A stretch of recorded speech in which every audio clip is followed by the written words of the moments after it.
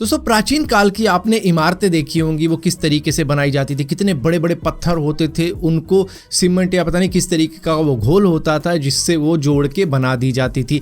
अब उसी तरीके की चीज़ एक रोबोटिक एक्सकवेटर ने करके दिखाई है, जिसने एक 6 मीटर ऊंची वॉल क्रिएट करके दिखाई, वो भी विदाउट एनी ह्यूमन हेल्प। और इसी के साथ साथ यहाँ पे जो पत्थर थे, ये दरअसल पत्थर क्या बोल्डर थे, जोड़कर बनाया गया। एक 65 मीटर लंबी और 6 मीटर ऊंची वॉल तैयार कर दी गई। और इसके लिए इस रोबोटिक एक्सकवेटर के अंदर एक एल्गोरिथम डाली गई थी जो कि कैलकुलेट कर पाए कि कौन सा पत्थर किस जगह पर सही रहेगा और किस तरीके से इस वॉल का बैलेंस तैयार रहेगा, और उसको मिलाकर कुछ इस तरीके की वॉल तैयार कर दी। ये ज़ूरिक इंजीनियर और आर्किटेक्ट का कमाल है जिन्होंने इस तरीके का एक रोबोटिक एक्सकवेटर तैयार किया, जो कि मतलब प्राचीन युग में कितने सारे लोग लगते होंगे इस तरीके की इमारतें बनाने में, लेकिन ये अकेला ही काम कर गया ये सारा। लेकिन खैर, इसने कोई इमारत तो तैयार नहीं करी, लेकिन हाँ दीवार तैयार करके दिखा दी, जो कि सबसे पहला काम होता है किसी भी बिल्डिंग को तैयार करने का। दोस्तों अब नॉर्थ कोरिया के कदम और भी बड़े बड़े हो चुके हैं, क्योंकि इनका हाथ मिल चुका है रशिया से। चाइना से तो खैर पहले ही मिला हुआ है। तो अब इन्होंने एक स्पाई सैटेलाइट भी लॉन्च कर दिया, वो भी सक्सेसफुली,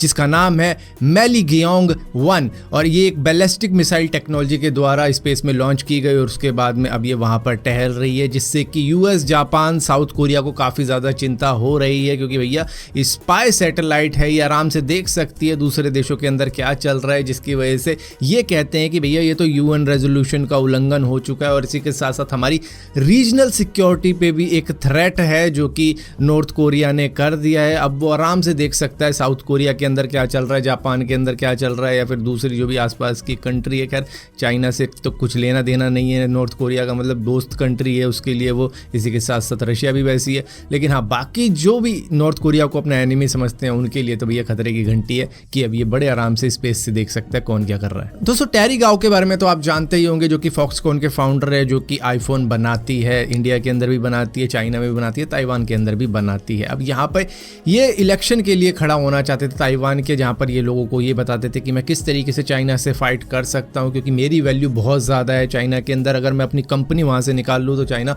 बर्बाद हो सकता है, ये हो सकता है, वो हो सकता है। तो इस तरीके की बातें करके प्रेसिडेंशियल इलेक्शन के अंदर खड़े तो होना चाहते थे, लेकिन अचानक पता नहीं इनके मन में क्या आया कि अब इन्होंने कहा है कि मैं प्रेसिडेंशियल इलेक्शन के लिए अवेलेबल नहीं हूं। ताइवान के लिए किसी दूसरे बंदे को चुन लिया जाना चाहिए एज ए प्रेसिडेंट। तो मैं अपने आप को सेक्रीफाइस कर रहा हूं ताकि कुछ अच्छा हो सके ताइवान के लिए। फिलहाल के लिए मैं कुछ और भी काम कर रहा हूँ इधर उधर। मे भी इनको डर ये लगा होगा कि जिस तरीके का हाल जैकमा का कर दिया है, क्योंकि जैकमा तो देखो चाइनीज़ ही है, ऊपर से उनकी कंपनी अलीबाबा का हाल जिस तरीके का हुआ है, जिस तरीके के फाइन उन पे लगे जा रहे हैं, फॉक्सकॉन का हाल वैसा ना हो जाए। क्योंकि देखो इन द एंड किसी भी कंट्री से बड़ी तो कोई कंपनी होती नहीं है, तो भैया कहीं निकाल ना दे, मेरा फ़ायदा जो हो रहा है वो भी चला जाएगा। तो भैया ऐसा है, मैं खड़ा नहीं हो सकता, किसी और को चुन लिया जाए। दोस्तों हम सभी अच्छे तरीके से जानते हैं कि एलॉन मस्क अपना स्टारलिंक भी इंडिया के अंदर लाना चाहते हैं, अपनी टेस्ला कार्स भी इंडिया के अंदर लाना चाहते हैं। लेकिन यहाँ पर उन्होंने एक कंडीशन रख दी अपनी टेस्ला कार इंडिया के अंदर लाने से पहले। उन्होंने कहा है कि भैया ठीक है,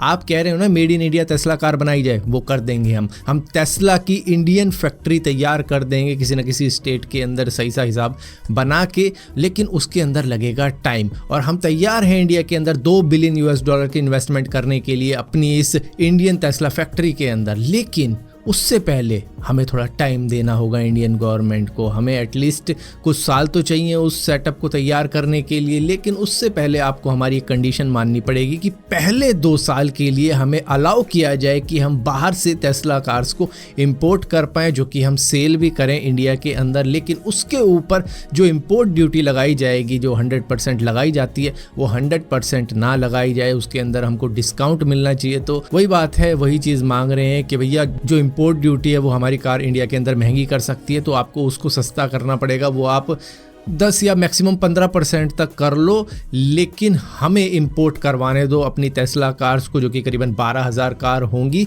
और पहले 2 साल के लिए हम उसको इंपोर्ट करवा देते हैं और इंडिया के अंदर बेचना शुरू कर देते हैं, जब तक हमारा पूरी तरीके से सेटअप बन नहीं जाता। और हम देखो 2 बिलियन की इन्वेस्टमेंट भी करेंगे फिर अपनी इंडियन टेस्ला फैक्ट्री के अंदर। तो यहाँ पर एक तरीके से बस किसी तरीके से इंडिया के अंदर आने के लिए लालच दी जा रही है इंडियन गवर्नमेंट को। अब ये देखने की वाली बात है, क्या जो 100% इंपोर्ट ड्यूटी टैक्स लगता है सभी के लिए, क्या वो एलॉन मस्क की टेस्ला के लिए कम लगने वाला है 10-15% या थोड़ा और बढ़ के लगने वाला है, या कुछ ना कुछ डील साइन होती है जिससे कि टेस्ला भी खुश और इंडिया भी खुश। कई लोगों के दिमाग में ख्याल आएगा कि क्यों हम एलोन मस्क की साइड इतना झुकाव कर रहे हैं, क्यों हम इनको डिस्काउंट दें, जैसा रूल सबके लिए बना हुआ है वैसा ही रूल बना रहना चाहिए और हमें मेड इन इंडिया कारों पे फोकस करना चाहिए। जो कंपनी हमारे पास में है उन पर ध्यान देना चाहिए, ना कि टेस्ला को लाने के लिए हम लगे रहें और अपने जो रूल्स हमने बना रखे हैं वो तोड़ दे सिर्फ एलोन मस्क की टेस्ला के लिए। दोस्तों, लॉन्ग ड्यूरेशन की फ्लाइट के अंदर आपको आराम मिलेगा या नहीं मिलेगा ये कहा नहीं जा सकता है। ये डिपेंड करता है कि आप कौन सी क्लास के अंदर बैठे हो। इकोनॉमिक क्लास के अंदर अगर आपकी सीट है तो आपको स्पेस उतना ज़्यादा नहीं मिलेगा, हो सकता है आपकी लेग भी